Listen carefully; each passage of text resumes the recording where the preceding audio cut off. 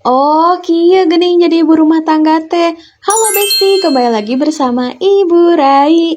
Diawali dengan mencuci baju karena ieu teh isu-isu kenehnya bingung rek barang gawe naon. Ngapek teh loba siseuheun, loba tilepaneun, encan mah ngepel di luar. Sabari ngadagoan seseuhan teh, ieu teh barang gawe di nu lain nyaeta dek masak nasi goreng buat siapa? Buat sekeluarga. Soalna kamari teh nyangu peuting-peuting, tapi teu makan, jadi geus masuk kulkas. Jadi we ayeuna teh dibikin nasi goreng. Iya teh dek bikin nasi goreng kecap.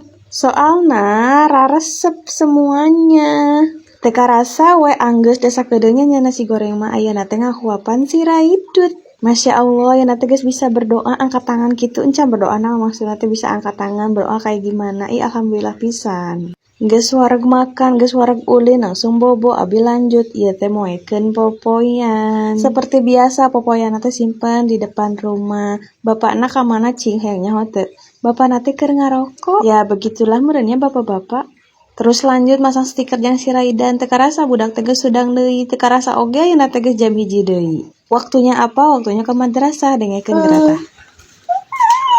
Sigana teh atoh pisan meureun rek dibawa deui ka madrasah abi teh tinggal itu udah diajak ulin ku budak awewe. Teu karasa oge ieu teh geus pulang deui.